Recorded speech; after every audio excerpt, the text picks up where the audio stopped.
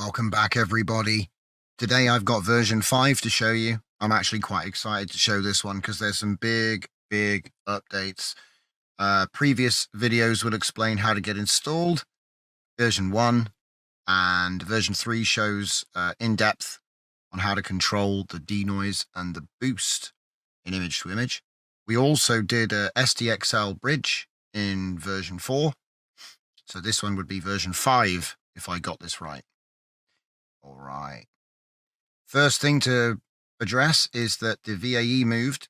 So it's now a VAE.safe tensors, and the Flux Schnell is also now a safe tensors.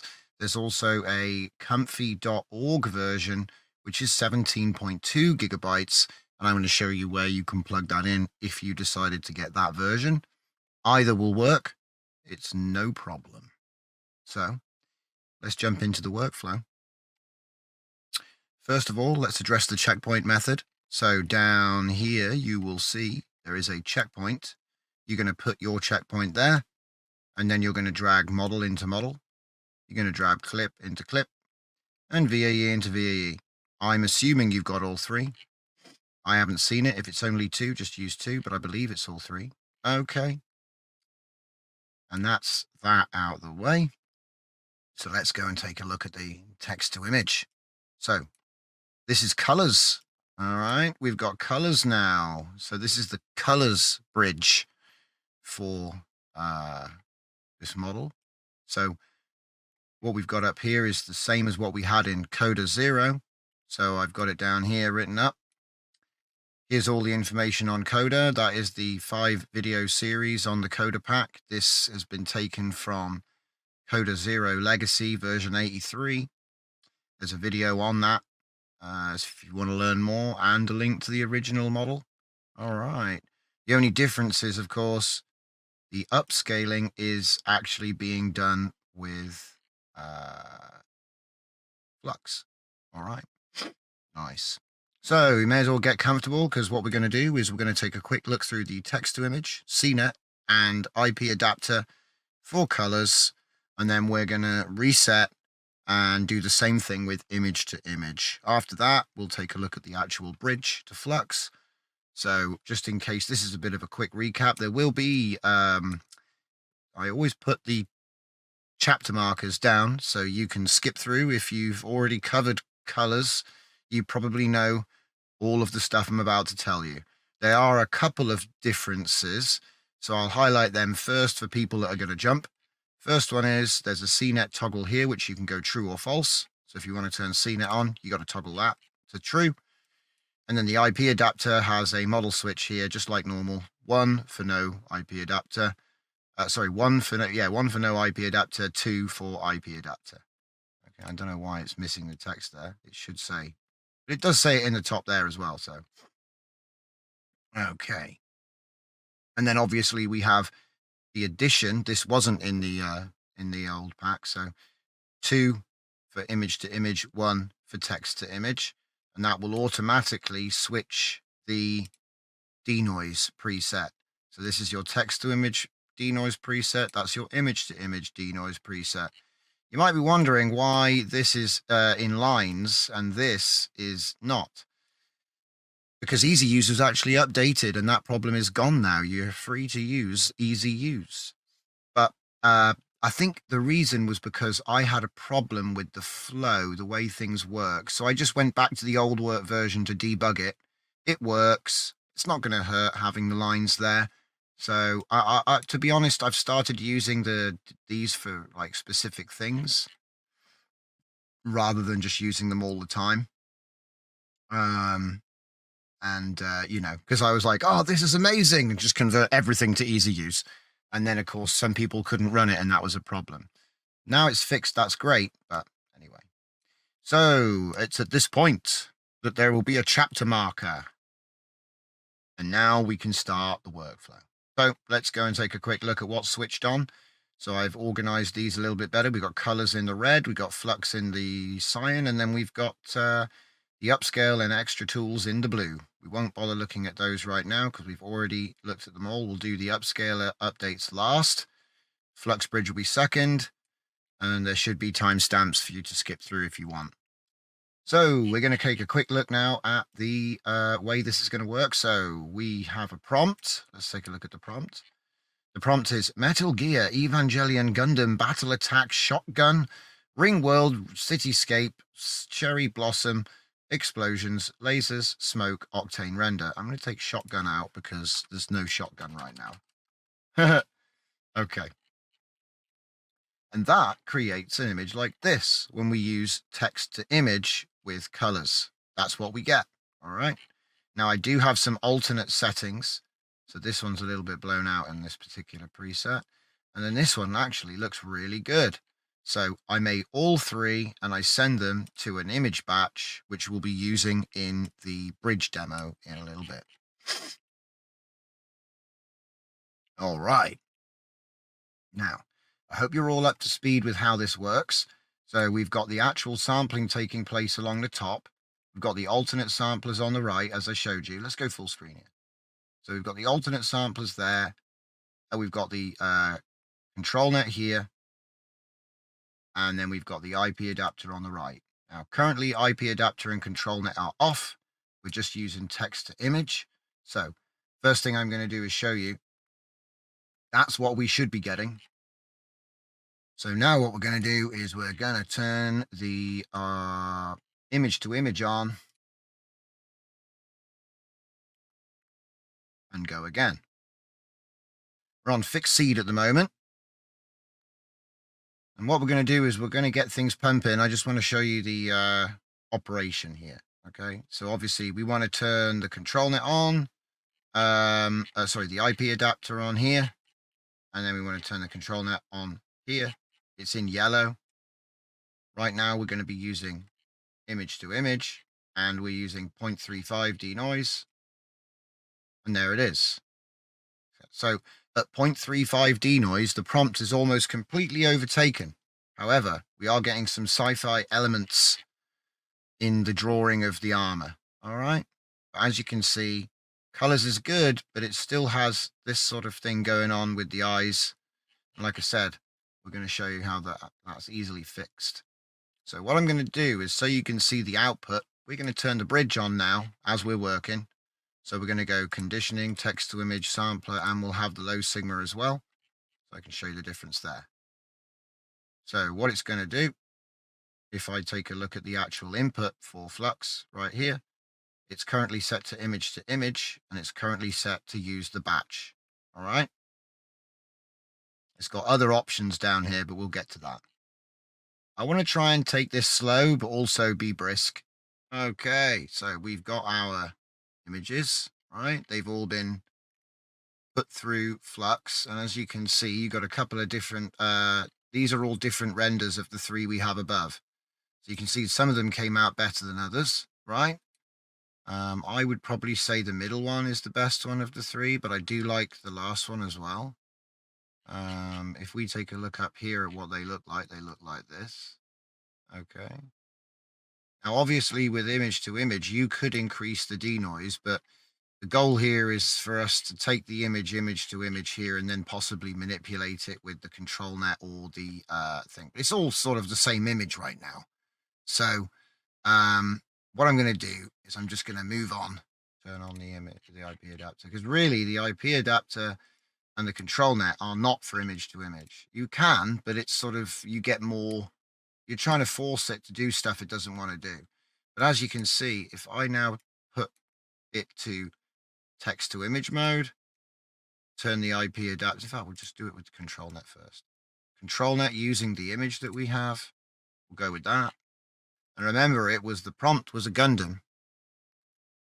It wasn't a anime girl with red hair in a green soldier suit. Okay, so now those images are starting to come in. As you can see, what's happened is it's blended the anime image with the exact composition.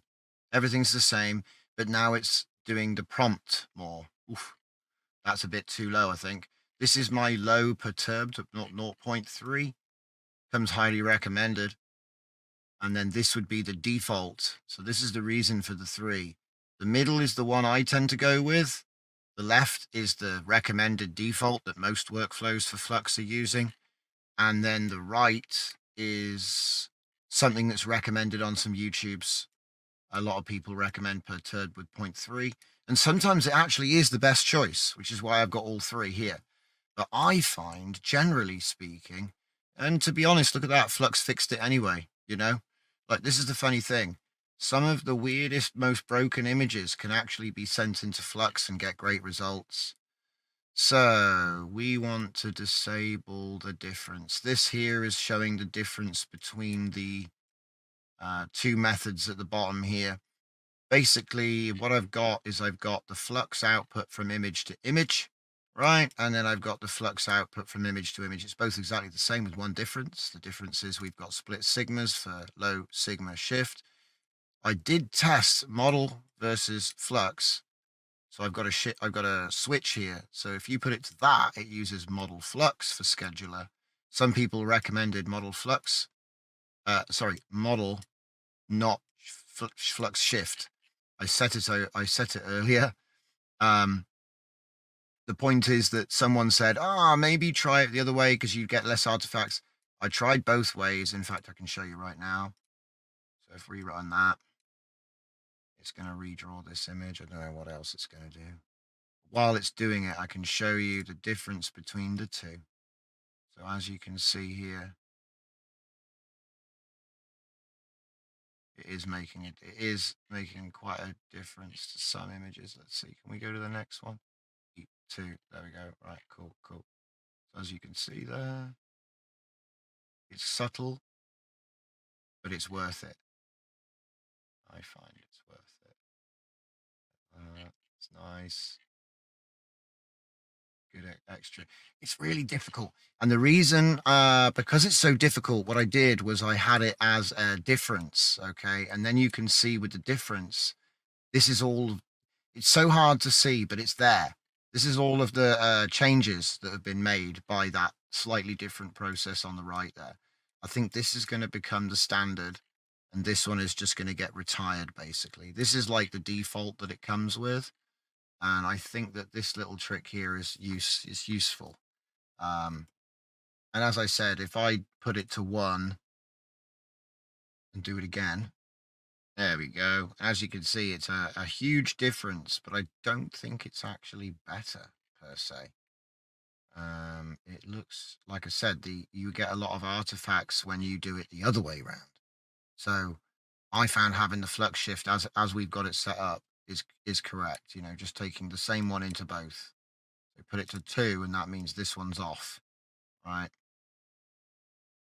So flux shift, both going the same. Anyway, it was just a question somebody had. I decided to check it out. As far as I can tell, it's better to just do what we were doing already.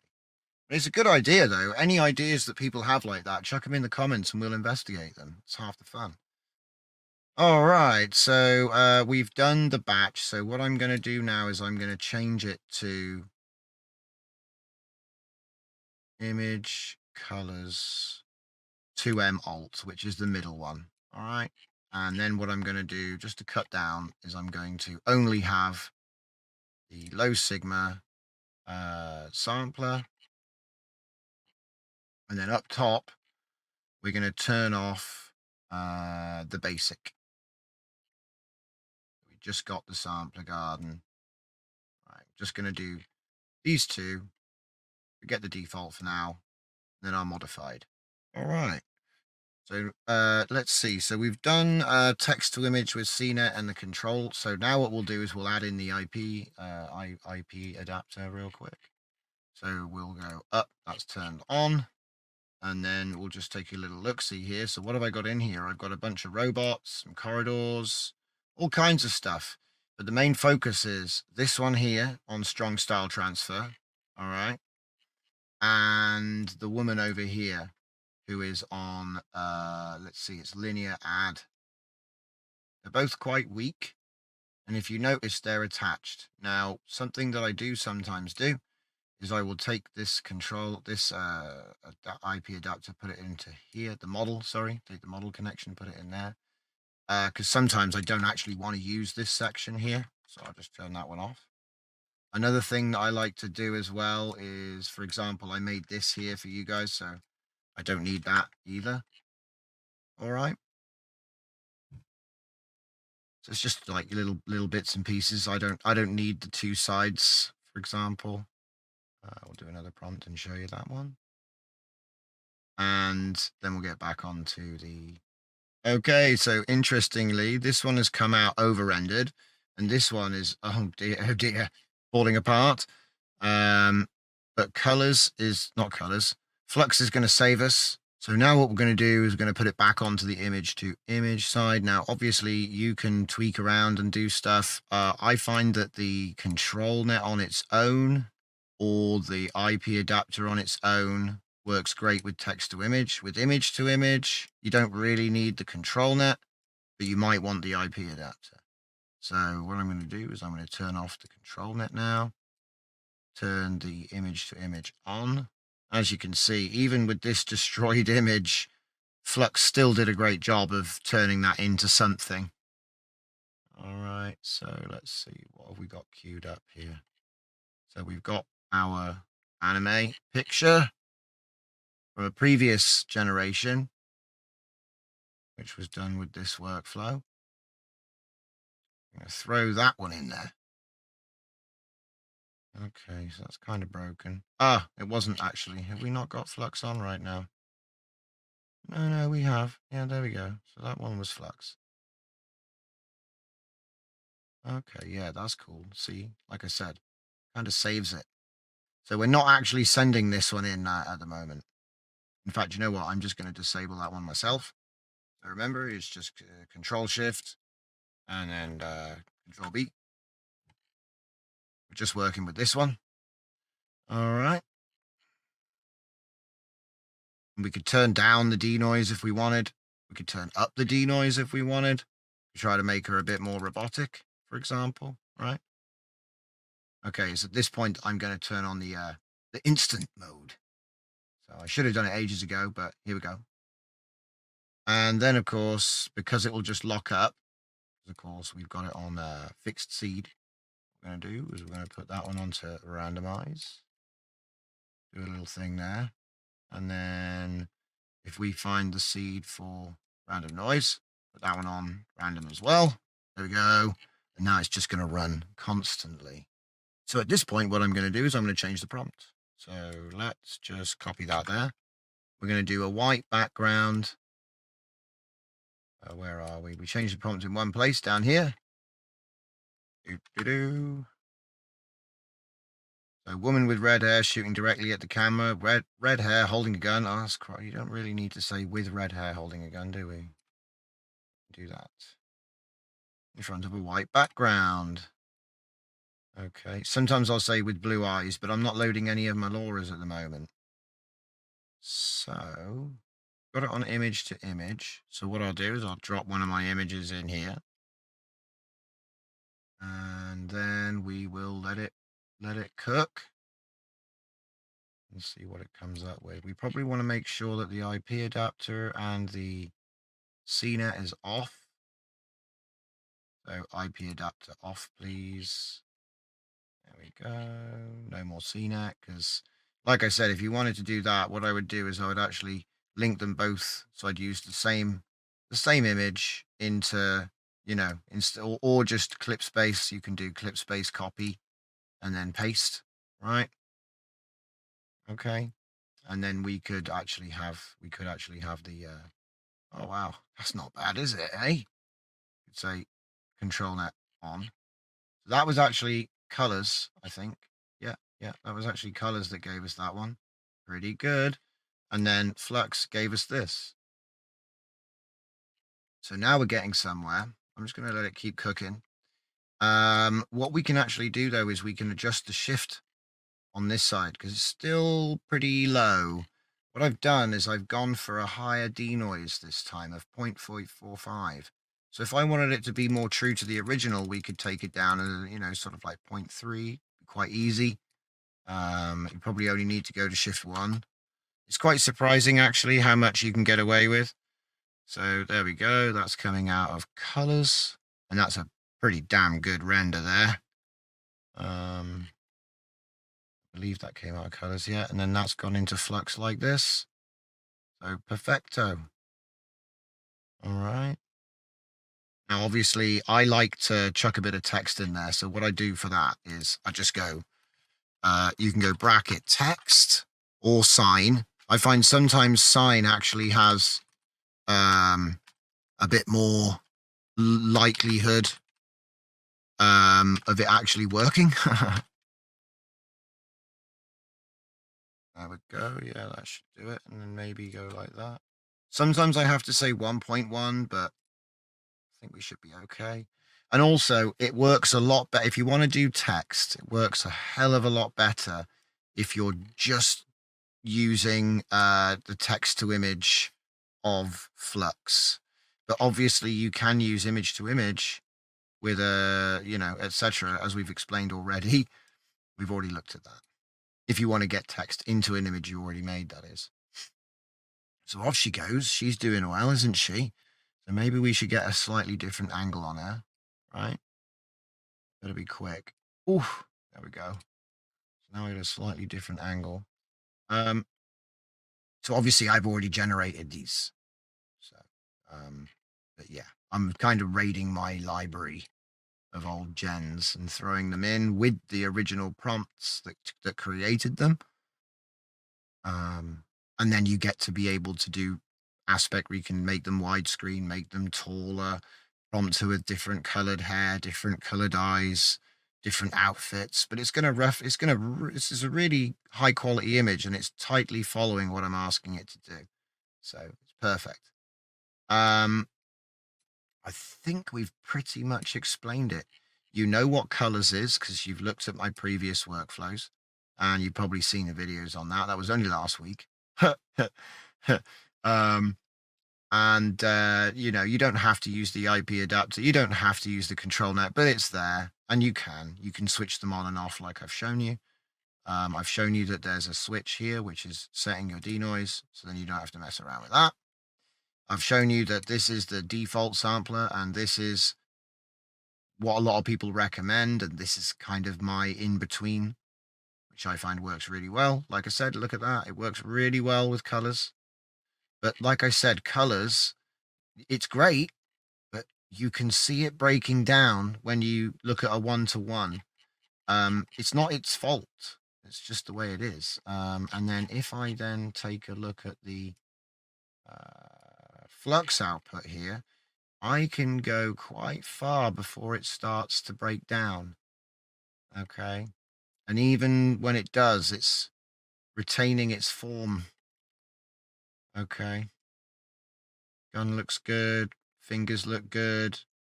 So it's sort of like you give it something good to play with. Look, every single one of these has been fine. People complain about hands, but it's like, I'm working with generations that had fixed hands, and that helps. You know what I mean? It generally won't. Like, let's see, how many have we seen now? 10? And it hasn't broken the hands yet. If anything, it's actually made them better. Now we've got like a thumbnail. So I'm like very rare to just look at hands and go, look, it's not that bad. Generally, I think the facial expression will do a lot to take attention away from any weirdness. So you've really got to get the face right, but it almost doesn't need a face fixer. I think Face ID is going to be something important. But who knows what it's going to get. So there it is, plugging away. Let's give it another image. So we've got something else to play with. Have I got any classics in here I can use? I think we already looked at that one, this one maybe? No. It's having a bit of trouble loading the images on my screen. Now, that's hard. That one's hard. Right. This will be a good one. So this particular image, she's got two guns, and I think she's kind of like trying to load one of them with the other, John Wick style, right? And it obviously gets really confused with that. Yeah. So let's take a little look and see what it makes of it. You can see the controlnet and the canny there. You can see what's going on. She's got like, she's trying to like cock the slide with the other gun, I guess. something like that. And so that's going to give us a new generation. And like I said, these images come out great. Considering there's no Lora, it's just a prompt. Yeah, there you go. I mean, hey, look, that looks a bit weird, but if I'm being honest, it looks a bit weird in the original too. I couldn't quite get the perspective of the second gun, right? And then Flux to the rescue. Look at that. It's so well defined. You know, you would think that she's got some other device, right? And it's just going to keep making these. And I bet eventually it'll just make something that looks right. There you go. There you go. Kinda. It's got like a laser pistol, I guess. For some reason, it's making a camera lens there. There we go. That's a little bit more like a barrel-ish. Okay. So yeah. Now you'll notice that the face is changing. The eyes do change, but it's not changing so much that you would think that's a different person. You could almost get away with it, right? Even across all this, the consistency is really nice. And obviously you can just turn the denoise down, can't you? Right. So what else have we got? Have we got another image? Ah, here's the classic. A lot of people have seen this one by now. Can I get it in there first? Uh-oh. It's going to get confused. No, it's okay. And actually, the lighting on that's really nice. Like I said, it's done a good job of that one. So, and then there it is in Flux. Super cool. Bit of a weird long finger. Ah, yeah, it didn't actually do the control net yet. So I I don't know what was happening exactly there. Maybe it will get better or worse now. So I've got IP adapter off because I haven't taken the time to put the correct images in. So obviously you've got if you want to put in good images and pick good settings to get the effect you want. So there it is. Look at that. That gun is really well defined. And that is Kolors that's giving us that. And then we shove it into Flux and we get this, which again is really nice. And then it's just going to keep going. Okay. So we're, until we change the seed up top, it's only going to keep making fluxes, by the way. I probably didn't mention that, but unless you change this, when you have it on randomize here, it's just going to keep on making flux variations, right? And that's useful because when we come down here, what we might want to do is just take a little look, see here. So let's put it to 2 shift real quick. And doubling the shift is quite a big jump. So we should see a difference. There we go. It's giving it, it's doing some weird stuff actually. Oh, okay. Yeah. Right. And then what I would do with a higher shift is I would reduce the denoise. So let's go down to 0.2. And that's going to make it nice and tight. She's pointing with one finger now. That's interesting. The gun. And of course, we've been working with the same prompt the whole time. So I don't want to bore you guys with stuff that you've already seen. It is exactly what I said it was. It's a Kolors bridge to Flux. And as I've explained before, if you use a very low denoise, you have the opportunity of adjusting your max shift up. You can also keep the gap between the base and the max different, and that can help to keep things on rails. Okay, now I haven't fully figured this out yet, but if you notice, the variation has lessened. Now, like I said, I haven't completely figured this out because it does still jump around. But I think there might be a key to having some coherence with the correct balance of shift, max, shift base, and denoise. Because look, it's a 0.1. And like I say, we could take this down, for example, to 1, right? And like I said, it's just going to keep giving us stuff. Here we go. And as you can see, the images are very consistent now. Do you see this? If you look at the last few, it's barely changing, right? Now, I'm not saying this is like, I think it's good for the coherence, right? Animating and making the move and stuff. I just think it's going to be very useful. When this is going to be a great thing for video eventually. But like I said, we'll get there. But I just hope you can see that. Look, see this? They're almost the same now, right? They're almost the same. So if I put this to 0, you're going to see more variation. And if I say 2, you'll see more variation still. Okay. And when you have it, say I had it at 1, like I had it before, we might decide we want to do a bit more denoise. Okay. This is something I've written an article about this. There's a lot of things we can do with the shift, which we couldn't do before. So it's going to be really interesting to see how we exploit those. You can see now the small details are changing. The design of the gun is changing. You see? So it's possible to get some coherence. Just in case you were wondering, you can just say 0, by the way. But when you do that, it turns into normal. So it's just going to show the original image pretty much. It's not really going to do anything. It will behave like normal model would, as you would explain it, as you would expect it to, right?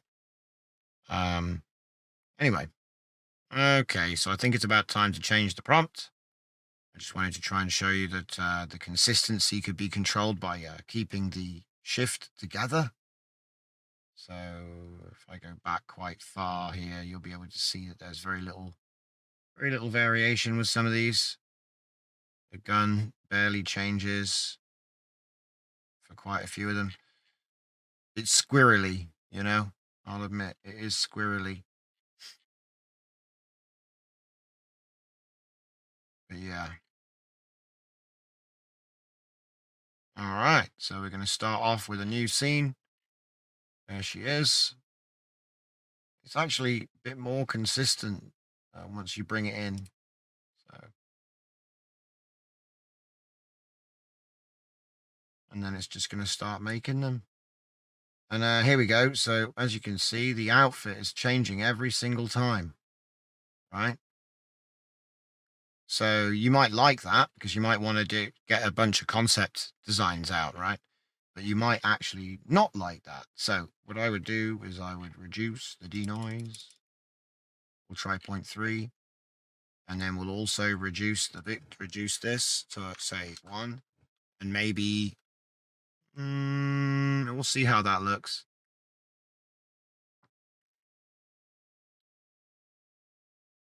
Okay, so it's still going a bit crazy. So let's go 1 and 1. Should get better. It's a little bit better. Denoise is still quite high. So let's go down to Let's go down to 0.1. I always talk about it, so let's do it. 0.1.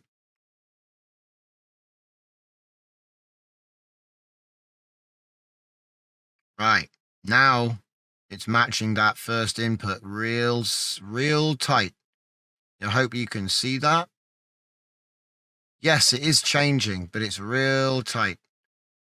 Now, let's say I wanted to do 2 and 2, right? So I'm trying to show you that what this is doing, because it's kind of like esoteric, if that's even a word. But basically the difference between this will give you some variance. So if I was to put here a 0, it's going to suddenly start giving me very, very different clothing designs. Every time it's going to be different, right? And obviously I can reduce that by saying 1, and I can increase it by saying 3. Okay, so we could have even more variation. And remember, this is at 0.1 denoise, so it's perfectly matching everything, the pose, the composition, even the background. And it's starting to, every now and then, you'll get the words that I asked for. Okay. But It is jumping around. If you can see the face design, the style of the eyes, the clothes, it's all jumping around. So let's go to 3, right? I just want to sort of visually show you what you should expect when you're playing around with the shift.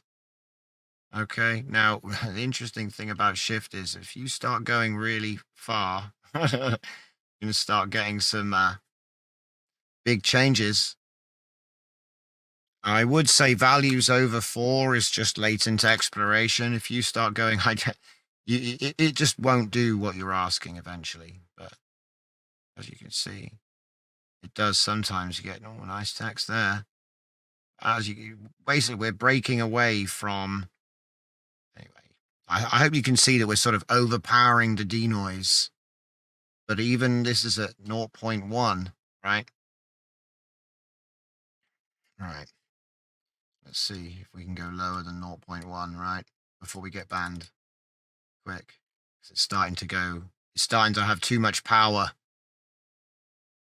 We gave it too much power. It started to make crazy stuff. Right, so by reducing the denoise to 0.05, it's now kind of following what I'm asking it to do. I might actually turn it down. We're getting really good text out of it now, though. I will say that. It's sometimes every other seed. But yeah, we'll see. It's random, obviously. You tend to get a good hit rate on text, but like I said, I'm doing silly things right now. So let's just turn this down. And we'll keep the denoise really low. And we will just slowly reduce this to a sane level. And it's making really good artwork, you know, and it's in the region of what I'm trying to create. I would say it'd be nice if we could fine tune it on our own stuff. And that is, I believe, in the pipeline. I did mention there's something called a Simple Trainer, and they do quantized LoRa training at RAND 16. I think it's 20 gigabytes of VRAM, but I haven't had a chance to give it a go yet. All right. Do we have another pose? Yeah, we got loads. Are any of them good? So again, what we're doing is we're feeding the control net and the image to image. All right, just in case you were wondering, we could go to text to image real quick, but keep the control net on, and it will give us a little bit more freedom. All right. Control net is on. So now we're just giving it an empty latent. So we should get like a completely new character usually. No, it's not a completely new character. Actually,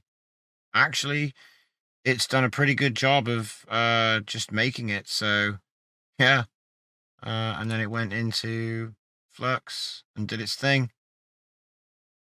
Okay, so when we turn this off, we've got no anime prompting right now. So what we're getting is some photographic stuff. Now, obviously, you can see we got problems with colors. Look, colors make some weird faces. Okay. But Flux saves the day. So, like I said, if we come down here and have a little look, Flux does a great job of detailing the background, detailing the person, getting the face right. Usually the eyes are good. Oh, that's not bad for control net text to image, right? Not bad at all. And obviously, because it is text to image, what we could do is we could actually put something on it, like we could put an anime on there. Maybe we could actually put an anime in there. And then maybe, I haven't got any LoRa's or anything. We're just loading colors, text to image or image to image, and then we're feeding it into Flux.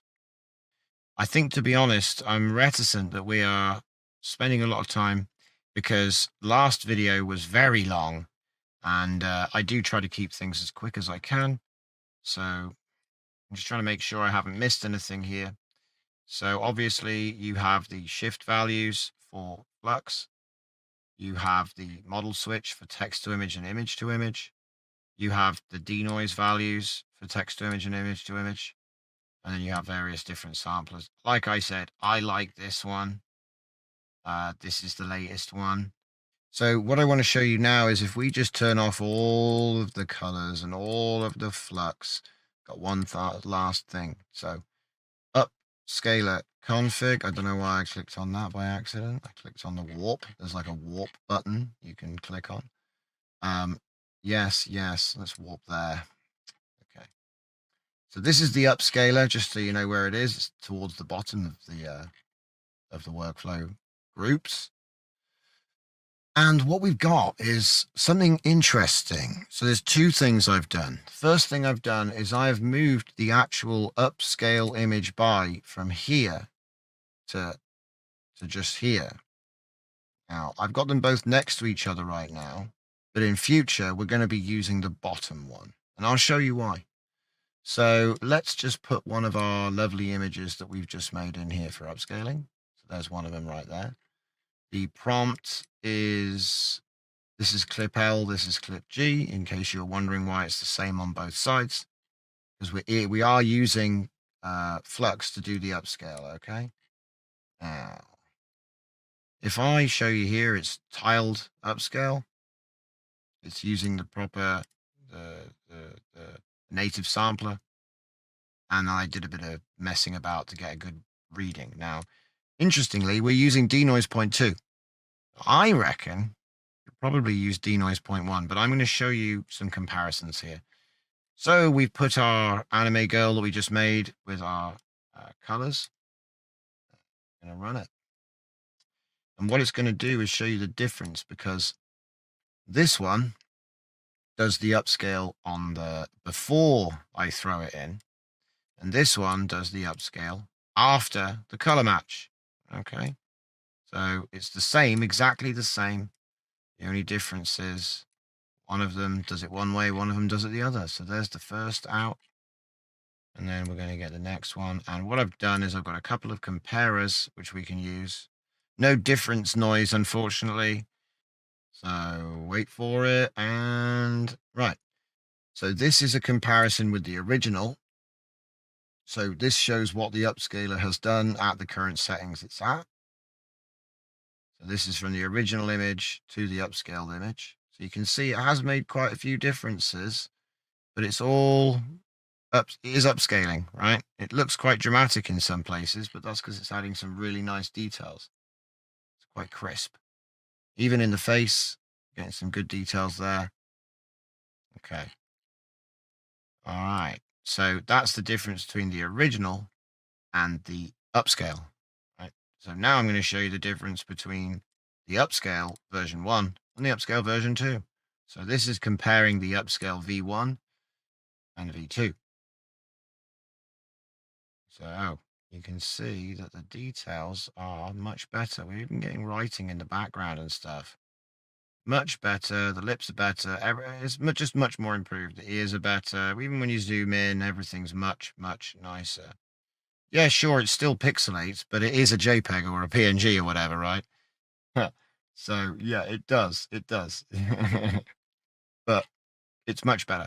Right, cool. So that was the main thing, but there's more. We can do the boost, right? So right now I've got it. I'm going to put it to 0 to show you what I mean. So if I do 0, and then we just take a look at that first comparer again, when we run it, it will make a difference because it is going to do denoising, but very small amount of denoising, okay? Like that. So it's doing it, but it's it's less destructive or transformative, I would say, than having it at the settings I had, which was 0.1 and 0.6, which seems quite nice for 0.2 denoise. So there we go. Now we've got our image. So we take a look at that. And as you can see, it's bringing out the details nicely. You can almost read the text there. Same with the face. Okay, I'm not too bothered about colors and stuff because we can do a pass to fix that. But obviously you can see there's so much more detail. Look at the shading in the clothing. So much nicer, right? So it's definitely worth doing it that way, and all of the stages are going to end up looking like this bottom one. But remember, this is at 0. So what happens if I put it on 1 and 1? And if you remember from the last section we were in, you pretty much guess what it's going to do. It's going to boost the effect of the prompt. Now, the prompt for the upscaling is very detailed masterpiece, intricate details, UHD 8K. So that's what it's going to try and do. But while it's making the second one, let's have a look at this here. So we've boosted it, right? And as you can see, we're getting more detail. All right, more detail. And it's still following right now. Obviously, we can keep boosting the shading on the clothing. Really quite nice. Okay, so we've got the next one up. So this is the new process. As you can see, it's even more beautiful with the, like I said, the fine details and the shading in the clothing. Really nice.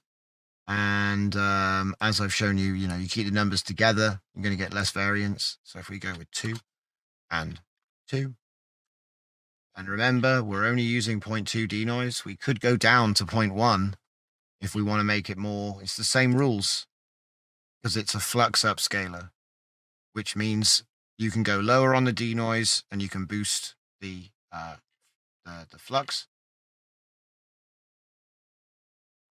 So let's take a look at that first comparison again. And see how when we make the boost, we're actually getting a bit of variation now. But the variation is high quality. Yeah. High quality variation. Redrawing details now, look. Because we sent the boost so high. And then we can compare those two. So that's the old method. And here comes the new method. So the new method is a little bit more true to the original. But yeah, as you can see, look at the details we're getting up here behind her. Loads of text coming in everywhere. High quality is getting much, much better as we keep doing it as well. So like I said, what I would do at this point is I would think about changing denoise to like 0.15 maybe. I'll change them both so we've got a fair comparison. Okay, off it goes. So, just to give you the, like I said, this is super powerful. There's a lot you can do with this. So let's take a look at this one. As you can see, we've lowered the denoise. It's still improving. It's matching it. Although it is getting a bit too creative in some points. I mean, I probably might even take the denoise down even lower. But like I said, you do need denoise to make the image like rich. If you take it down too low, it starts to look like gray. If that makes sense. And then it will stop following what you're asking it to do. Right? It's always a balancing act. Like I said, I prefer to use a denoise 2, and then I turn the model shift down. Because I don't want it to change much, to be honest. I mean, usually you want what's called a lossless upscale, where you don't lose any details. What this allows you to do is build them in. So if I could say 0.5, and then I could say 0, it's going to make some really fine details in the upscale. As you can see, it's super quick as well. It's not, this is super quick. This one seems to take a little bit longer, I think, due to the split sigmas, but you get good results. So I'm tempted to just keep this one because you can just select that and then bypass it, and then it's exactly the same as the old one. So it's not like a huge deal. If you want the speed back, I would just bypass it.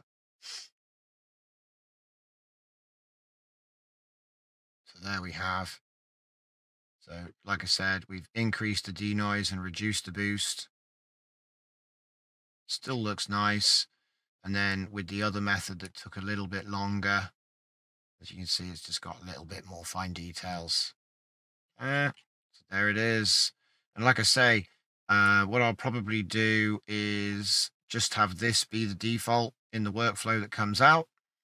So there won't be two. I have these here to show you the difference between them. But if you want the old one, you just Control B on the low sigma. Okay, that's all you got to do. All right, so that's pretty much everything. So that is the Colors bridge for Flux. It's going to be part of Foda Flux Pack version 5. Thanks for watching, everybody. I'll see you next time. So, memberships are here. I've added donator and member. The donator membership is just you want to support the channel, help us grow. Member, you're going to get some exclusive video access. So look out for the upcoming date and check out the join now button for more information.